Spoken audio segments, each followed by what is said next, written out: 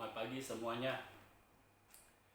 Kita mengucap syukur setelah beberapa kali firman dilepaskan dan kita deklarasikan bersama-sama, terobosan demi terobosan mulai terjadi dalam kehidupan saudara-saudara sekalian yang mendengarkan rekaman ini, yang melihat live streaming dan rekaman video di YouTube.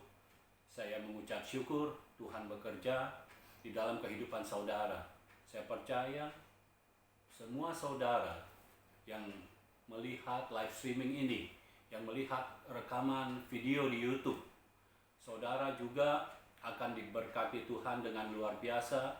Harapan saudara, doa saudara yang telah lama saudara menantikan jawabannya, saya percaya pada hari-hari ini Tuhan mau menjawabnya. Itu sebabnya pegang terus firman Tuhan. Jangan pernah kendor memegang firman Tuhan, berharap hanya kepada Tuhan. Dan saya percaya saudara pasti akan mengalami terobosan. Dimanapun saudara berada, saudara pasti akan menerima terobosan. Karena hari-hari ini Tuhan mau menyatakan kedaulatannya. Sementara dunia ini memberikan sesuatu yang buruk, kita sekarang mau pergi kemana-mana was-was. Roh ketakutan mulai melanda dunia ini. Tetapi Tuhan berkata bahwa roh ketakutan bukan berasal dari Tuhan. Itu sebabnya bagi kita, orang-orang benarnya, bagi kita, orang-orang yang percaya kepada Tuhan, Tuhan memberikan kita roh damai sejahtera. Bukan ketakutan lagi, bukan kekhawatiran lagi. Nah, Tuhan akan memberikan sukacita, kain kabung kita akan digantikan Tuhan dengan sorak-sorak. Dan Tuhan berfirman terus kepada kita, karena melalui firman-Nya, ketika saudara deklarasikan, maka firman itu akan menjadi kenyataan. Nah, saat ini saya mau bahas tentang berjalan secara ilahi dan supranatural. Karena kita tidak bisa mengharapkan hal-hal yang manusiawi di tengah-tengah keadaan dunia dan kondisi dunia yang sedang dilanda virus corona. Kita tidak bisa mengharapkan hal-hal yang manusiawi. Harus ada hal-hal yang ilahi terjadi dalam hidup kita. Harus ada hal-hal yang supranatural terjadi dalam hidup kita. Nah, dari pembahasan firman Tuhan yang kemarin-kemarin, kita sedang membahas kerajaan yang tak tergoncangkan. Dan ada contohnya yaitu Goshen, di mana sementara orang-orang Mesir menerima tulah, menerima hal-hal yang buruk, tetapi di Goshen tidak terjadi. Sementara di Mesir terjadi kegelapan, di Goshen tidak terjadi kegelapan. Sementara di Mesir banyak binatang-binatang yang muncul, tapi di Goshen tidak. Di Mesir ada kematian, di Goshen tidak ada kematian. Dan Goshen bisa diterima oleh umat Tuhan. Pada saat itu adalah bangsa Israel, diterima oleh umat Tuhan karena ada seseorang yang datang ke Mesir, yang dibawa oleh Tuhan ke Mesir untuk menjadi penguasa, yaitu Yusuf. Nah, Yusuf menjadi penguasa untuk membuka jalan bagi umat Tuhan sehingga umat Tuhan tidak musnah. Saya percaya umat Tuhan, orang-orang benar, orang-orang percayanya tidak akan binasa, tidak akan musnah. Tapi Tuhan menjanjikan kita akan terus bertambah banyak. Orang-orang benarnya akan bertambah-tambah. Karena Tuhan yang ada bersama dengan kita adalah Allah yang berdaulat. Dia Allah yang maha kuasa, dan dengan kemahakuasaan dan dengan kedaulatannya, maka Dia bertindak di dalam kehidupan kita sehingga orang-orang benarnya tidak bisa dimusnahkan. Saya percaya ini waktunya orang-orang benar akan dibangkitkan. Itu sebabnya bersiaplah saudara. Ketika saudara semakin masuk di dalam firman Tuhan, semakin masuk di dalam hadiratnya, realita hadirat Tuhan semakin dinyatakan di dalam hidupmu, maka bersiaplah karena Tuhan akan membangkitkan engkau untuk membangkitkan orang-orang benar lainnya. Sehingga orang-orang benar akan bertambah banyak dan orang fasik akan dilenyapkan. Ya, kiranya kemurahan Tuhan ada di dalam kita, kasih setia Tuhan ada di dalam kita, sehingga kita tetap melakukan yang terbaik untuk Tuhan kita.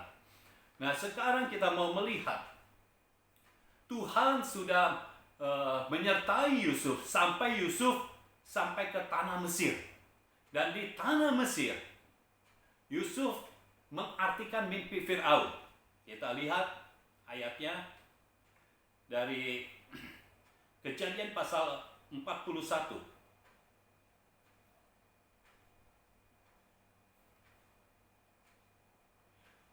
Setelah Yusuf mengartikan mimpi Fir'aun, lalu sampai kepada ayat yang 37. Kita akan baca ayat-ayat ini.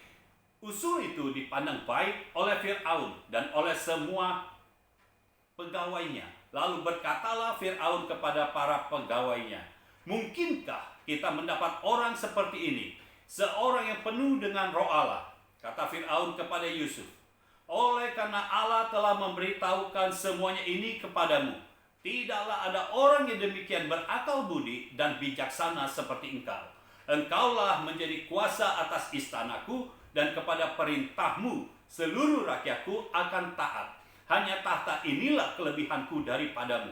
Selanjutnya Fir'aun berkata kepada Yusuf, dengan ini aku melantik engkau menjadi kuasa atas seluruh tanah Mesir.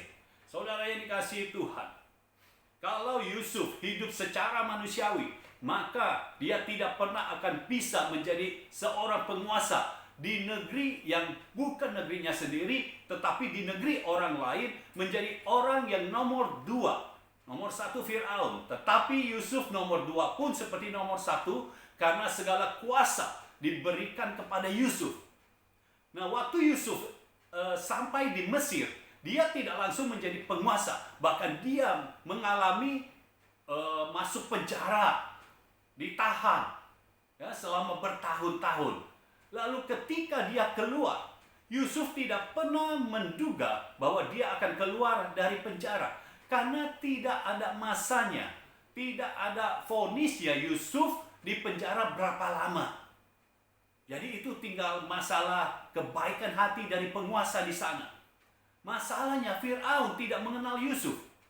Tetapi orang kalau tidak mengenal kita, itu tidak masalah. Tetapi kalau Tuhan mengenal kita, maka sesuatu yang ilahi, sesuatu yang supranatural bisa terjadi dalam hidup kita. Inilah yang terjadi dalam kehidupan Yusuf. Fir'aun tidak kenal Yusuf, tetapi Tuhan mengenal Yusuf.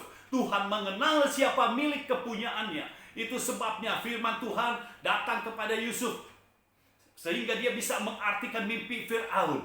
Tiba-tiba saja, di hari yang tidak pernah disangka-sangka oleh Yusuf, pada saat itu kepala penjara mengeluarkan Yusuf dari penjara. Yusuf mulai dimandikan, mulai diberikan parfum, mulai diganti pakaiannya untuk menghadap Fir'aun. Dan Yusuf tidak pernah menduga, tetapi Tuhan telah merencanakan.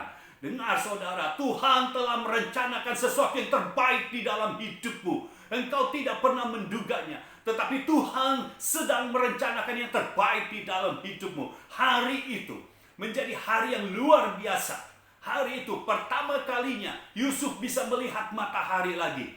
Setelah sekian tahun dia ada di penjara, dia tidak bisa melihat matahari, dia tidak bisa menghirup udara yang segar. Hari itu pertama kalinya Yusuf melihat matahari, Yusuf menghirup udara yang segar.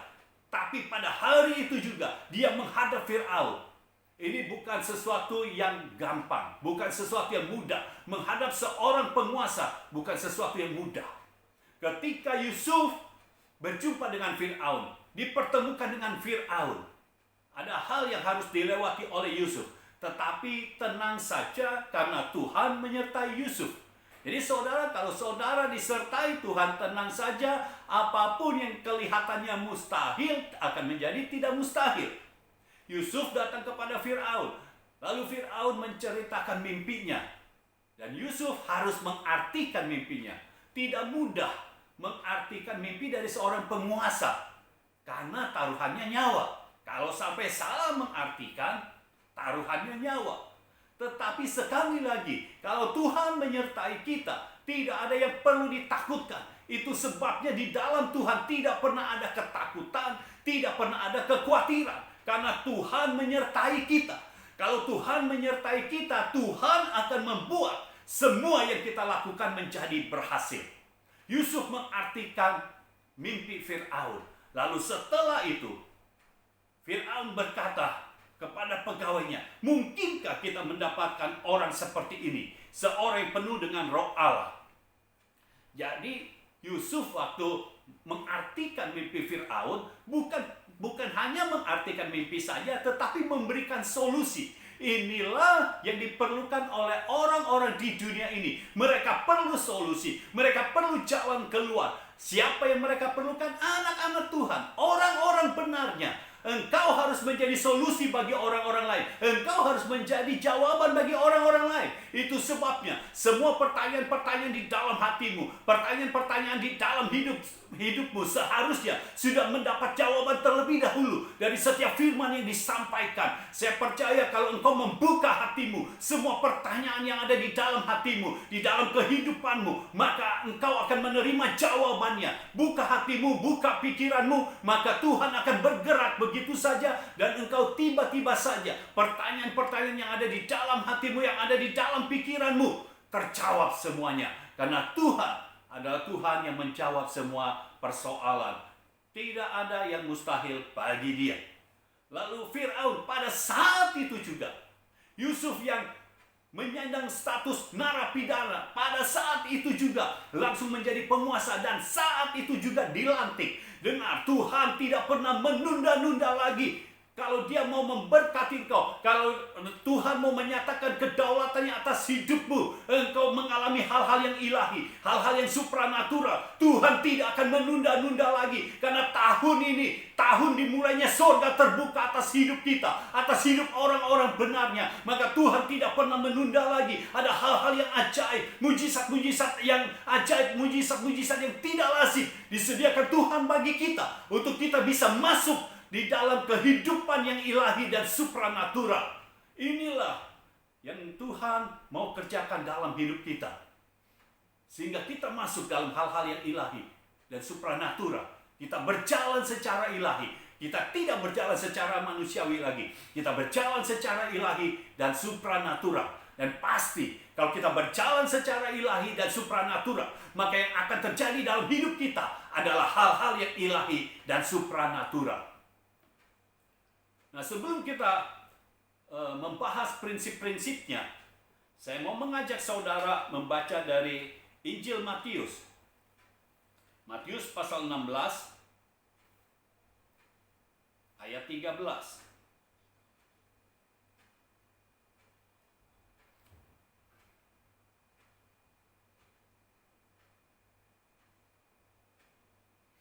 Injil Matius pasal 16 mulai ayat 13. Setelah Yesus tiba di daerah Kaisarea Filipi, Ia bertanya kepada murid-muridnya, kata orang, siapakah anak manusia itu? Jawab mereka, ada yang mengatakan Yohanes Pembaptis, ada juga yang mengatakan Elia, dan ada pula yang mengatakan Yeremia, atau salah seorang dari para nabi. Lalu Yesus bertanya kepada mereka, tetapi apa katamu, siapakah aku ini? Maka jawab Simon Petrus, engkau adalah Mesias, anak Allah yang hidup. Kata Yesus kepadanya, berbahagialah engkau Simon bin Yunus, sebab bukan manusia yang menyatakan itu kepadamu, melainkan Bapakku yang di sorga. Dan aku pun berkata kepadamu, engkau adalah Petrus, dan di atas batu karang ini aku akan mendirikan jemaatku, dan alam maut tidak akan menguasainya. Kepadamu akan kuberikan kunci kerajaan sorga. Apa yang kau ikat di dunia ini akan terikat di sorga, dan apa yang kau lepaskan di dunia ini akan terlepas di sorga. Nah, pada saat Yesus bertanya kepada murid-muridnya, siapa aku ini? Mereka berkata, kata orang, ada yang mengatakan Yohanes Pembaptis, ada yang mengatakan Elia, Yeremia, atau seorang nabi, salah satu dari para nabi. Dan jawaban itu tidak memuaskan Yesus. Kenapa? Karena kata orang, kita tidak bisa hidup secara ilahi dengan apa kata orang. Kalau kita mau mulai hidup secara ilahi dan supranatural, jangan dengarkan apa kata orang. Dengarkan apa kata Tuhan. Dengarkan apa kata firman. Kalau seandainya kita harus mendengarkan apa kata orang, orang itu adalah utusan Tuhan. Harus utusan Tuhan, harus hamba Tuhan yang benar-benar diutus oleh Tuhan. Sehingga apa yang kita terima benar-benar berasal dari sorga. Itu sebabnya Yesus tidak puas dengan jawaban apa kata orang itu. Dan Petrus mengatakan sesuatu yang berbeda. Bukan lagi nabi, tetapi Petrus berkata, engkau adalah Mesias, juru selamat, anak Allah yang hidup. Jadi Petrus berkata, Yesus bukan sekadar nabi, tapi Yesus adalah juru selamat dan anak Allah, yang artinya Allah sendiri. Dan ini adalah pewahyuan yang berasal dari Bapa di sorga.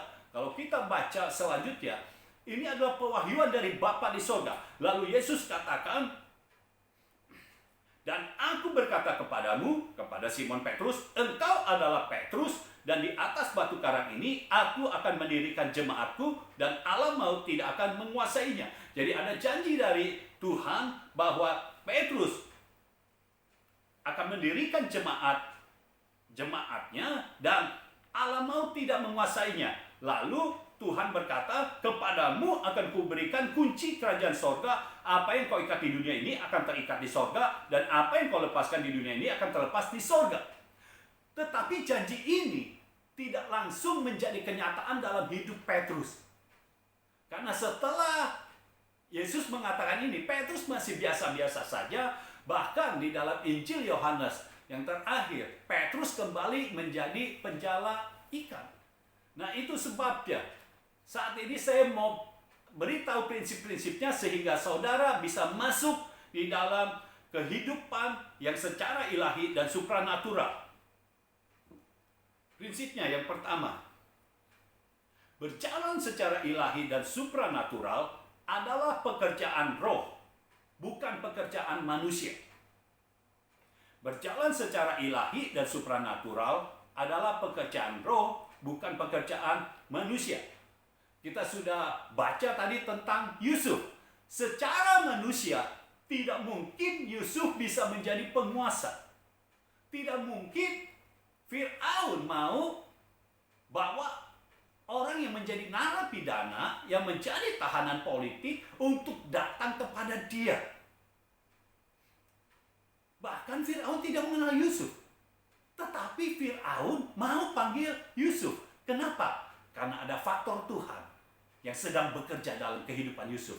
Ketika Tuhan bekerja dalam kehidupan Yusuf, maka seluruh yang ada di sekitar Yusuf harus menyesuaikan diri untuk menggenapi apa yang Tuhan telah tetapkan dalam hidup Yusuf.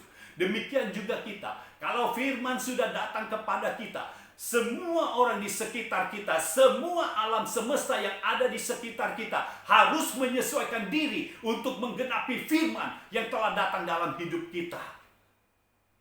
Nah, secara ilahi, berjalan secara ilahi dan supranatural, ini bukan pekerjaan manusia. Ini adalah pekerjaan Roh Kudus. Ini adalah pekerjaan roh, bukan pekerjaan manusia. Secara manusia, kita tidak mungkin bisa mengalami terobosan demi terobosan. Secara manusia, kita tidak mungkin di tengah-tengah pandemi ini yang demikian meluas, omset penjualan bisa tercapai, itu tidak mungkin. Di tengah-tengah kesulitan ekonomi, sepertinya tidak mungkin kita menerima THR. Tetapi kalau engkau bisa mencapai omset, engkau bisa menerima THR, artinya Tuhan bekerja di dalam hidupmu. Karena tidak semua orang sekarang bisa menerima itu. Kalau engkau menerima, tiba-tiba ada yang transfer, tiba-tiba engkau menerima uang. Itu bukan pekerjaan manusia, tetapi itu adalah pekerjaan roh. Roh Kudus yang bekerja menuntun orang lain untuk memberkati engkau. Tuhan sedang bekerja di tengah-tengah kita. Kalau kita memiliki roh yang gagah perkasa, roh yang kuat, maka kita bisa hidup secara ilahi dan supranatural. Kita akan berjalan secara ilahi dan supranatural. Kita tidak berjalan seperti orang kebanyakan lagi, tetapi kita berjalan sesuai dengan apa yang Tuhan mau kita lakukan. Apa yang kita mau terima, itulah yang kita terima.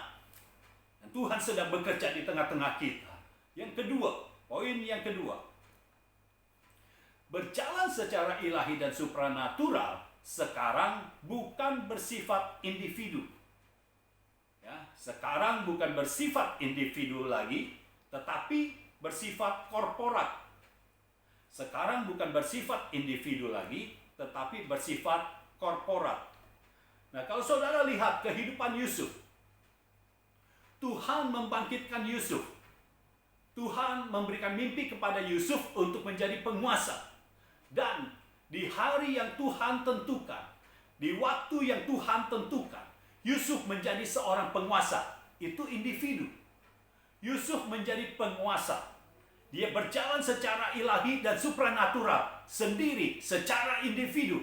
Tetapi sekarang, kalau kita baca Matius 16 ayat 18, Yesus berkata kepada Petrus, dan aku pun berkata kepadamu, engkau adalah Petrus. Jadi engkau adalah Petrus itu masih individu. Dan di atas batu karang ini aku akan mendirikan jemaatku. Dan alam maut tidak akan menguasainya. Jadi engkau adalah Petrus. Diubahkan, tadinya Simon menjadi Petrus. Tadinya nama Simon artinya batang atau bulu yang terkulai. Jadi kalau angin kemana dia ikut kemana.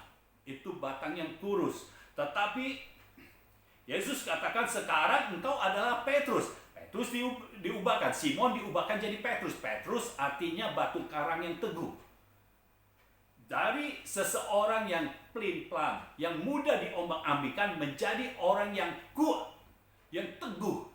Ini adalah Petrus, diubahkan. Secara individu diubahkan. Saya percaya secara individu, secara personal, masing-masing kita akan diubahkan oleh Tuhan. Tuhan mengubahkan kita karena Tuhan sangat tahu pasti keberadaan kita. Sehingga Tuhan bisa mengubahkan kita sesuai dengan yang Dia mau. Sesuai dengan yang Dia butuhkan. Sehingga kita menjadi pribadi yang sesuai dengan kehendak Tuhan. Nah, secara pribadi Simon berubah menjadi Petrus. Tetapi selanjutnya dikatakan, dan di atas batu karang ini. Jadi di atas pengakuan Petrus bahwa Yesus adalah juru selamat dan anak Allah dan Allah sendiri, maka Yesus Tuhan akan mendirikan jemaatnya. Dan Allah maut tidak akan menguasainya. Bukan menguasai Petrus, tapi menguasai gereja, jemaat. Jadi dari seseorang menjadi korporat. Nah sekarang Tuhan mau bekerja secara ilahi dan supranatural secara korporat. Tidak satu orang yang dibangkitkan lagi, tetapi banyak orang akan dibangkitkan oleh Tuhan untuk mengubahkan kota-kota dan mempengaruhi masa depan bangsa.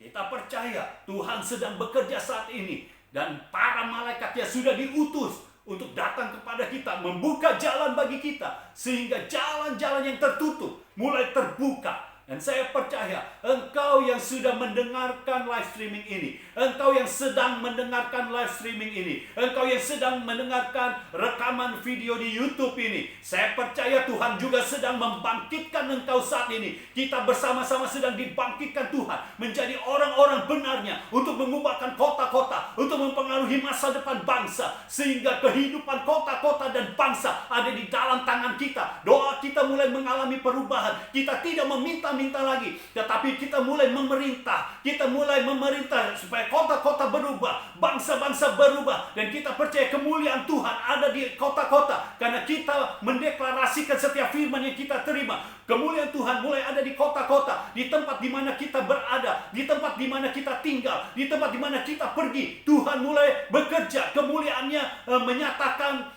kedaulatannya di mana-mana kita berada, dan suasana surga mulai turun atas kehidupan kita sehingga mempengaruhi orang-orang yang ada di sekitar kita, juga mempengaruhi lingkungan kita. Saya percaya inilah waktunya Tuhan membangkitkan kita secara korporat. Tuhan sedang membangkitkan gerejanya, gereja yang tidak lazim, gereja yang ada di akhir zaman ini, gereja yang benar-benar yang menyelesaikan segala kehendak Tuhan, gereja yang dulu pernah tidak menyelesaikan kehendak Tuhan. Kali ini gereja dibangkitkan untuk menyelesaikan kehendak Tuhan, sehingga Tugas Tuhan menjadi rampung semuanya. Ini adalah finishing generation. Saya percaya generasi yang menyelesaikan ini akan dibangkitkan oleh Tuhan. Di masa-masa sekarang ini Tuhan akan membangkitkan. Engkaulah orangnya sebagai finishing generation. Dan bersama-sama dengan kita semua yang ada di sini, kita akan membangkitkan orang-orang lainnya, orang-orang benar lainnya, untuk mengubahkan kota-kota dan mempengaruhi masa depan bangsa. Inilah tugas kita dari Tuhan. Ya, Tuhan sendiri yang bekerja di dalam kehidupan kita dan mengubahkan kita dan membangkitkan kita secara korporat. Saya percaya ini waktunya Tuhan membuat terobosan yang luar biasa di dalam hidupmu. Akan ada hal-hal yang ilahi dan supranatural terjadi di dalam hidupmu. Engkau mulai berjalan secara ilahi dan supranatural. Ketika engkau berjalan secara ilahi dan supranatural, tiba-tiba saja terobosan demi terobosan terjadi dalam hidupmu. Tadinya engkau tidak pernah merasakan terobosan ini, engkau tidak pernah merasakan mujizat, tetapi sekarang terobosan demi terobosan datang dalam hidupmu. Mujizat demi mujizat yang tidak lazim, mujizat yang baru datang dalam hidupmu, terjadi dalam hidupmu. Dengar, Tuhan tahu keberadaanmu saat ini. Tuhan mengetahui keberadaanmu saat ini. Dan Tuhan sanggup mengubahkan keberadaanmu. Tuhan sanggup mengubahkan kondisimu. Tuhan sanggup membuat segala sesuatu yang tadinya mustahil dalam hidupmu menjadi tidak mustahil lagi. Karena Tuhan sedang bekerja saat ini. Tuhan sedang menyatakan kedaulatannya atas bumi Indonesia khususnya. Tuhan sedang menyatakan kedaulatannya sampai kemuliaannya dinyatakan di seluruh Indonesia. Engkaulah orangnya. Engkau bukan menjadi penonton sejarah. Ini sejarah Indonesia sedang diubahkan. Engkau bukan penonton lagi. Engkau adalah pengubah sejarah. Engkau adalah orangnya yang mengubahkan sejarah. Engkau bukan hanya mendengar. Engkau bukan hanya menonton. Engkau sedang mengubahkan sejarah bangsa ini. Untuk bangsa ini bisa sekali lagi mempermuliakan nama Tuhan. Sekali lagi meninggikan nama Tuhan. Sehingga kemuliaan Tuhan ada atas Indonesia. Saya percaya inilah yang Tuhan mau lakukan dalam hidup kita. Biar hati saudara terbuka, pikiran saudara terbuka, roh saudara terus berkobar. Ya, Tuhan menyatakan kedaulatannya dalam hidupmu. Poin yang ketiga, berjalan secara ilahi dan supranatural. Diawali dengan penyingkapan firman kerajaan dan dilanjutkan dengan pencurahan Roh Kudus. Diawali dengan penyingkapan firman kerajaan dan dilanjutkan dengan pencurahan Roh Kudus. Saudara harus tahu, segala sesuatu yang terjadi secara ilahi dan supranatural pasti diawali oleh firman. Karena firman Tuhan jelas di dalam Yohanes pasal 1 ayat 1, pada mulanya adalah firman. Dan Tuhan sendiri yang berkata, pada mulanya adalah firman. Itu sebabnya ketika menciptakan langit dan bumi, yang dilakukan oleh Allah Bapa adalah berfirman. Tidak melakukan hal-hal yang lain. Tidak membuat batu, tidak membuat daratan, tidak. Tetapi berfirman. Ini yang harus kita miliki. Firman apa? Harus firman kerajaan. Tidak bisa firman yang biasa-biasa saja. Tidak bisa hanya firman tentang keselamatan. Firman tentang keselamatan itu membawa kita kepada sorga. Tetapi firman kerajaan membawa sorga kepada bumi ini. Itu yang harus kita lakukan sekarang. Kita harus membawa sorga ke bumi ini. Harus ada penyingkapan firman kerajaan. Firman yang berasal dari sorga. Firman yang berasal dari Tuhan sendiri. Kita mau kita ini menjadi representasi Tuhan. Kita menjadi wakilnya Tuhan di muka bumi ini.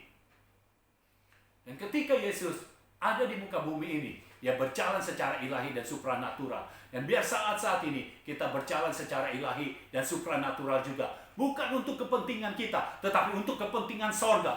Bukan untuk keinginan kita, tetapi untuk memenuhi keinginan Tuhan, memenuhi kehendak Tuhan. Sehingga kemuliaannya dinyatakan atas bumi ini, khususnya Indonesia. Kemuliaannya dinyatakan atas Indonesia. Diawali dengan penyingkapan firman. Harus ada penyingkapan firman kerajaan. Itu sebabnya saudara perlu seseorang yang diutus oleh Tuhan. Sehingga firman Tuhan yang engkau baca atau yang kau dengar itu disingkapkan. Karena kalau firman tidak disingkapkan, ini tidak berarti apa-apa. Tetapi ketika disingkapkan, maka firman ini akan segera digenapi, segera direalisasikan. Harus tersingkap terlebih dahulu. Sama seperti saudara kalau mau masuk ke rumah, selama pintu tidak dibuka, saudara tidak bisa masuk.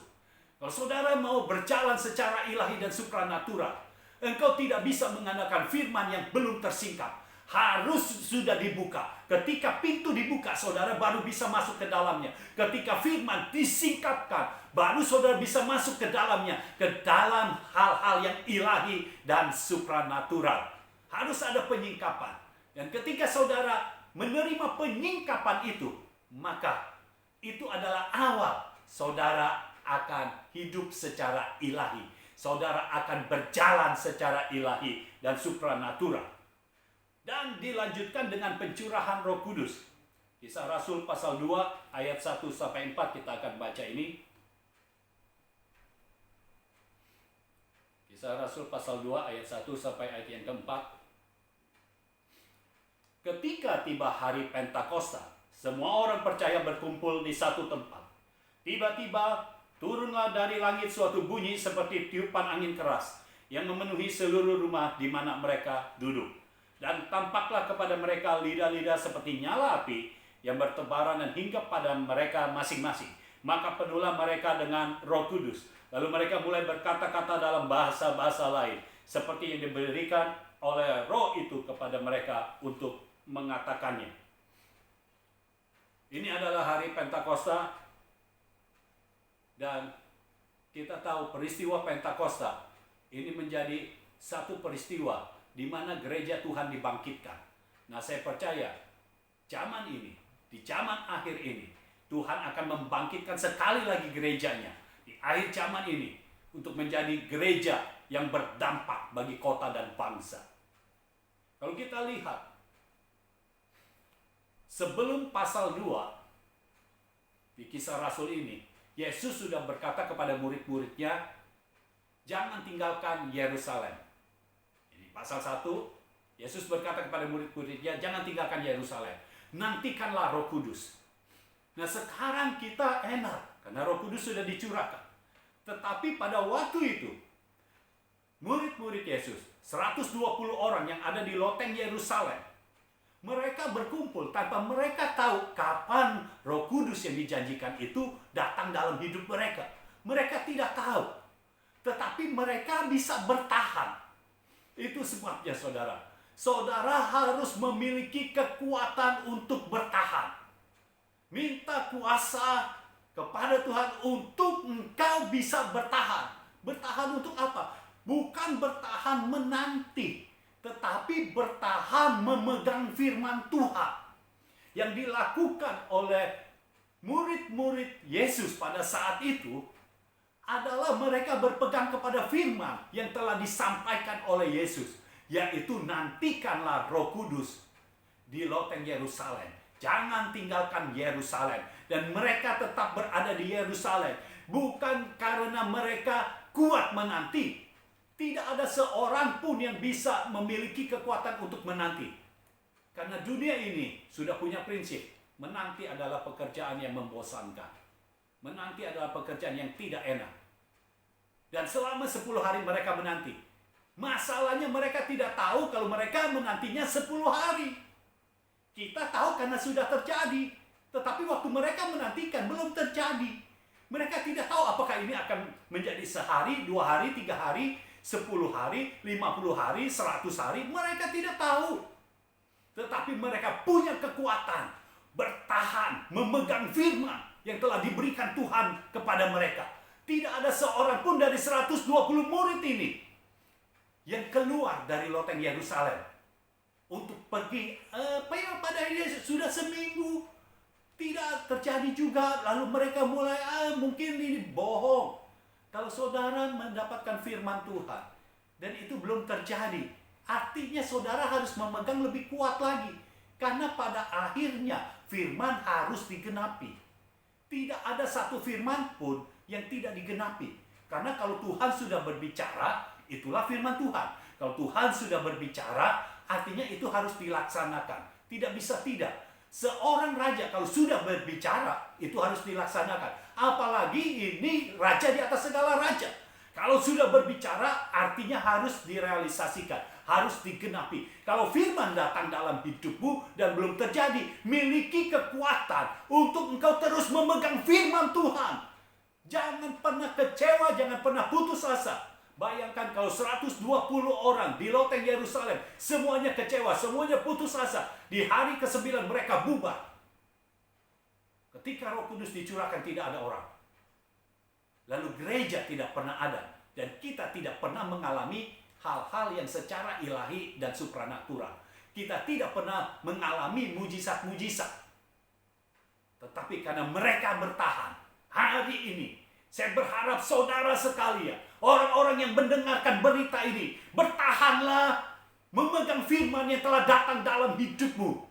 Karena hanya masalah waktu saja, maka firman ini akan direalisasikan. Firman ini akan mencapai penggenapannya. Tuhan sedang bekerja di tengah-tengah kita. Nah, kalau kita melihat, awalnya firman Tuhan datang. Setelah firman Tuhan datang, dilanjutkan dengan pencurahan Roh Kudus. Nah, pada saat pencurahan Roh Kudus inilah murid-murid yang berubah. 120 orang murid ini mulai keluar dari loteng Yerusalem. Dia tidak ada di loteng Yerusalem lagi. Setelah Roh Kudus dicurahkan, mereka mulai keluar. Jadi kita harus tahu kapan kita harus ada di rumah, kapan kita harus ada di luar. Roh Kudus membuat kita mengetahui apa yang harus kita lakukan. Nah, Roh Kudus dicurahkan. Ketika tiba hari Pentakosta, semua orang percaya berkumpul di satu tempat, yaitu loteng Yerusalem. Lalu ayat yang kedua, tiba-tiba, saudara bisa perhatikan, tiba-tiba ketika mereka melakukan hal yang biasa, mereka berdoa, mereka duduk berdoa. Tetapi pada hari itu, hari yang tidak mereka sangka-sangka, pada hari itu, tiba-tiba turunlah dari langit. Saya percaya inilah hari di mana saudara bisa merasakan tiba-tiba turunlah dari sorga. Tiba-tiba turunlah dari sorga. Semua hal yang kau perlukan, yang kau butuhkan, tiba-tiba turun dari sorga. Sehingga kau bisa menyelesaikan tugas yang Tuhan berikan kepadamu. Tiba-tiba turunlah dari langit. Dan Roh Kudus dicurahkan. Haleluya. Firman Tuhan katakan, sekarang ini Roh Kudus dicurahkan bukan hanya hujan awal musim, tetapi sekarang adalah hujan awal musim dan akhir. Hujan awal dan akhir bebarengan. Jadi ada 2 kali lipat pencurahannya. Itu sebabnya pencurahan pada zaman akhir ini akan menjadi pencurahan Roh Kudus yang besar-besaran. Istilah orang lain ada yang mengatakan anggur lama. Dulu anggur lama, sekarang anggur baru. Ada multiplikasi dari anggur lama ke anggur baru. Tetapi Tuhan sedang bekerja dengan akselerasi yang luar biasa. Kita sedang ada dalam percepatan ilahi, tetapi Tuhan sedang mempercepat percepatan ilahi itu. Jadi kita ada di dalam akselerasi dan Tuhan sedang mengakselerasi akselerasi kita. Jadi ada percepatan yang 2 kali lipat. Nah, anggur lama, old wine. Sekarang Tuhan mencurahkan anggur yang baru. Jadi double portion, 2 kali lipat. Tetapi saat-saat ini Tuhan bukan hanya memberikan new wine, tetapi Tuhan memberikan juga now wine. Anggur yang sekarang. Apa bedanya anggur lama, anggur baru, dan anggur sekarang? Mungkin nanti saya akan sampaikan. Saya akan sampaikan apa maksudnya anggur sekarang. Nah, saudara harus tahu, sekarang ini Tuhan tidak melihat anggur lama, Tuhan tidak melihat anggur baru. Tetapi yang Tuhan lihat anggur yang sekarang. Karena Tuhan sedang mencurahkan anggur yang sekarang. Nanti saudara bisa mendengar bahwa ini anggur yang sekarang ini adalah campur tangan ilahi Campur tangan Tuhan secara luar biasa. Campur tangan manusianya sedikit sekali, tetapi campur tangan Tuhan luar biasa. Nah, inilah yang terjadi dalam hidup kita. Ketika pencurahan roh terjadi dalam hidup kita, maka firman Tuhan yang pernah datang dalam hidup kita mulai segera digenapi, mulai segera direalisasikan. Karena yang sekarang dicurahkan bukan lagi old wine, bukan lagi new wine, tetapi now wine. Ada anggur yang sekarang, anggur yang benar-benar fresh yang Tuhan mau berikan kepada kita. Nah, kalau saudara perhatikan, setelah peristiwa ini, setelah peristiwa pencurahan Roh Kudus, baru kita melihat murid-murid Tuhan berubah. Kalau kita bisa lihat contoh Petrus, tapi saudara harus tahu, bukan Petrus saja yang berubah. Petrus berubah. Yang tadinya dia takut. Waktu dia di hadapan, dia ada di halaman rumah Mahkamah Agama, dia takut. Ditanya oleh anak kecil, dia takut. Dia menyangkal Yesus. Tetapi setelah peristiwa pencurahan Roh Kudus, dia ada di hadapan Mahkamah Agama. Dia ada di dalamnya, bukan ada di halamannya, tetapi ada di dalamnya, dan dia bisa berkata, manakah yang harus kita pegang? Percaya kepada manusia atau percaya kepada Tuhan? Itu yang dikatakan oleh Petrus. Manakah yang harus kita lebih pegang? Itu sebabnya Mahkamah Agama bingung. Kok Petrus bisa berani seperti ini? Karena apa? Karena Roh Kudus sudah dicurahkan. Saya percaya setelah Roh Kudus dicurahkan dalam hidup saudara, saya percaya saudara tidak pernah merasakan takut lagi. Saudara tidak pernah merasakan khawatir lagi. Karena Roh Kudus yang ada di dalammu memberikan engkau keberanian, memberikan damai sejahtera di dalam hidupmu. Sehingga tidak ada ketakutan yang menyelimuti hidupmu lagi, yang menyelimuti hatimu lagi. Tetapi engkau diselimuti oleh damai sejahtera dan sukacita ilahi. Karena Roh Kudus sudah turun di dalam hidupmu. Nah, apa yang harus saudara lakukan? Tanda-tanda apa yang terjadi pada saat pencurahan Roh Kudus? Satu saja, saudara berdoa dengan bahasa roh. Atau ada yang berkata doa dengan bahasa lidah. Saudara harus bisa terima ini, karena ini adalah janji Tuhan. Karena janji harus digenapi. Artinya apa? Sebenarnya ini sudah diberikan kepada kita. Jadi bukan kita mau menerima janji lagi, tetapi kita tinggal mengambil, tinggal menerima.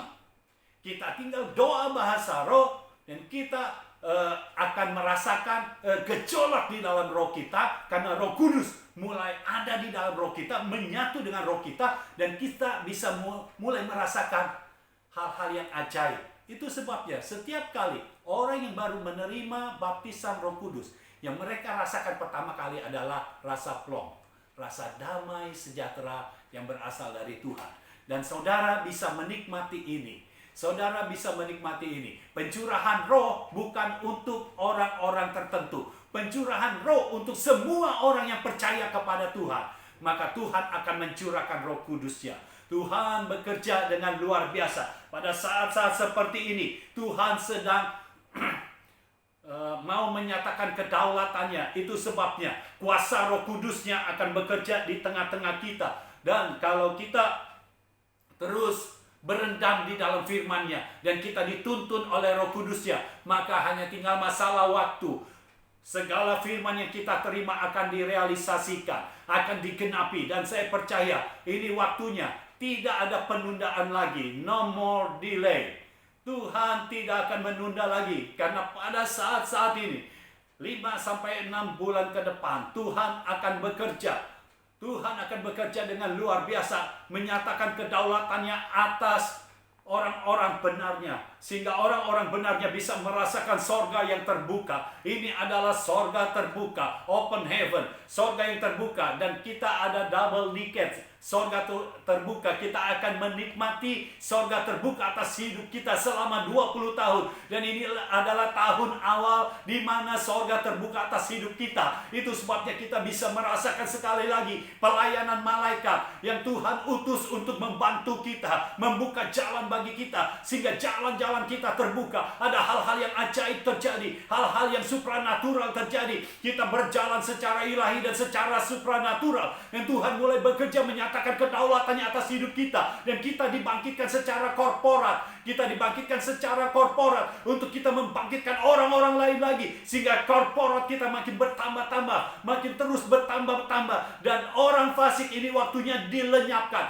Orang fasik ini waktunya diturunkan. Karena orang benar sedang dibangkitkan oleh Tuhan. Maka orang fasik akan segera diturunkan, akan segera dilenyapkan. Dan saya mendeklarasikan engkau orangnya yang menjadi orang-orang benar, menjadi orang-orang percayanya Tuhan. Engkau diberikan tempat, posisi-posisi yang strategis. Engkau mulai menempati tempat yang seharusnya engkau duduki. Tempat-tempat yang dimana selama ini kau tidak pernah duduki. Tetapi engkau mulai menduduki tempat-tempat yang seharusnya. Engkau mulai menduduki area politik, area bisnis, area dimanapun. Saya percaya apapun yang kau lakukan akan Tuhan buat menjadi berhasil. Bukan masalah bisnis apa yang sedang booming, bisnis apa yang paling menghasilkan. Apapun yang kau lakukan, kalau Tuhan menuntun engkau, Tuhan akan buat engkau menjadi berhasil. Bukan masalah bisnisnya, tetapi masalahnya siapa yang ada di dalam engkau. Apa yang ada di dalam engkau. Kalau di dalammu ada benih firman kerajaan, maka firman kerajaan itu akan segera direalisasikan. Kalau di dalam engkau ada Roh Kudus yang bekerja menuntun engkau, maka Roh Kudus akan menuntun engkau kepada jalan kebenaran. Dan jalan kebenaran itu akan membuat apa yang kau lakukan menjadi berhasil. Karena Tuhan yang menuntun engkau. Inilah waktunya gereja Tuhan dibangkitkan pada akhir zaman ini untuk menjadi gereja yang berdampak. Gereja berdampak atas kota dan bangsa. Bukan gereja yang hanya memikirkan apa urusan gereja. Bukan gereja yang hanya memikirkan kita mau berikan paket sembako. Bukan itu. Kita harus berdampak atas kota dan bangsa. Karena untuk itulah kita diciptakan. Jemaat di Matius pasal 16 artinya eklesia. Eklesia adalah suatu institusi yang bekerja untuk memberi dampak bagi kota dan bangsa. Itulah kita. Kita harus menjadi dampak bagi kota dan bangsa. Apapun yang Tuhan mau lakukan dalam hidupmu, biar itu yang engkau lakukan. Dan Tuhan mengerjakannya di dalam hidupmu. Saat ini angkat tanganmu. Saya percaya Tuhan mau bekerja di dalam hidupmu. Tuhan akan bekerja dengan kuasanya. Ada kedaulatan Tuhan, ada kemahakuasaan Tuhan yang bekerja di dalam hidupmu. Saya percaya hal-hal yang ilahi mulai terjadi di dalam hidupmu. Hal-hal yang supranatural mulai terjadi dalam hidupmu. Mujizat-mujizat yang tidak lazim, mujizat-mujizat yang tidak biasa mulai terjadi. Engkau mulai mengalami sehari demi sehari, mujizat demi mujizat terjadi di dalam hidupmu. Oh, saya bernubuat atas hidupmu. Selama 5-6 bulan ke depan akan terjadi hal-hal yang ilahi, hal-hal yang supranatural, hal-hal di mana yang ajaib itu terjadi di dalam hidupmu. Mulai terjadi di dalam nama Yesus. Engkau yang belum pernah merasakan, engkau mulai merasakan. Engkau yang sudah merasakan, engkau merasakan sesuatu yang baru lagi. Di dalam nama Yesus terjadilah atas hidupmu. Saya bisa melihat kota-kota mulai dibangkitkan. Kota-kota mulai berubah. Ada kemuliaan Tuhan di sana. Oh, saya percaya kalau kota-kota diubahkan, artinya anak-anak Tuhan sedang dibangkitkan. Orang-orang benarnya sedang dibangkitkan. Orang-orang percayanya sedang dibangkitkan. Engkaulah orangnya. Engkau sedang dibangkitkan untuk menyelesaikan tugas yang Tuhan berikan kepadamu. Berdampaklah atas kotamu. Berdampaklah di mana engkau berada. Berdampaklah atas keluargamu. Berdampaklah atas lingkunganmu. Berdampaklah atas kotamu. Di dalam nama Yesus saya percaya inilah yang Tuhan mau kerjakan di dalam hidupmu. Ketika engkau melangkah sesuai dengan firman-Nya, sesuai dengan tuntunan Roh-Nya, maka apa yang engkau lakukan Tuhan buat menjadi berhasil. Akan ada hal-hal yang signifikan terjadi di dalam hidupmu. Hal-hal yang belum pernah terjadi, tiba-tiba terjadi. Hal-hal yang mustahil, yang dulu mustahil terjadi dalam hidupmu, sekarang mulai terjadi di dalam hidupmu. Saya percaya inilah yang pasti terjadi. Tidak ada lagi penundaan. No more delay. Tidak ada lagi penundaan. Tuhan akan memberkati engkau dengan berkat-Nya yang berkelimpahan. firman Tuhan yang telah tertanam di dalam hatimu akan segera direalisasikan. Karena Tuhan memperhatikan engkau. Karena firman yang ada di dalammu. Dan Tuhan akan menyatakannya. Karena Dia sudah berjanji kepada engkau. Saat ini, saya percaya engkau akan menjadi orang yang berbeda. Biar Roh Kudus terus bekerja di dalam hatimu. Biar Roh Kudus terus bekerja di dalam rohmu. Biar engkau memiliki roh yang bergelora. Ya, Tuhan sendiri yang menyatakannya di dalam hidupmu. Terjadilah di dalam hidupmu. Engkau bukan orang biasa lagi. Saya bisa merasakan di antara saudara yang mendengarkan ini, yang melihat live streaming ini, yang melihat video ini, saya bisa merasakan engkau merasa engkau adalah orang-orang biasa. Engkau bukan siapa-siapa. Tetapi saat ini saya mau deklarasikan, saya mau bernubuat atas hidupmu. Engkau adalah orang yang luar biasa. Engkau orang yang dipakai oleh Tuhan untuk menjadi dampak bagi keluargamu, untuk menjadi dampak bagi lingkunganmu, menjadi dampak bagi kotamu. Jangan pernah merasa menjadi orang yang biasa lagi. Biar Roh Kudus dicurahkan atas hidupmu dan mengubahkan hidupmu. Ketika kau diubahkan, saya percaya bukan satu orang lagi yang diubahkan oleh hidupmu, tetapi satu kelompok, satu korporat, satu institusi akan diubahkan oleh hidupmu. Tuhan bekerja di dalam hidupmu. Terimalah segala firman, terimalah segala berkat Tuhan yang engkau terima saat ini.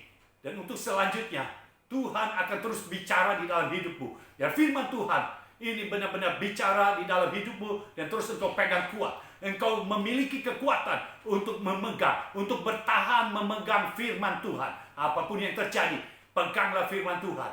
Karena hanya masalah waktu saja, maka firman itu akan menjadi kenyataan. Terimalah dan terjadilah di dalam hidupmu, di dalam nama Yesus. Amin. Saya akan melanjutkan firman Tuhan ini. Karena saya ada 7 poin, ini baru 3 poin. Saya akan melanjutkan pada Sabtu yang akan datang. Terima kasih untuk semuanya. God bless you.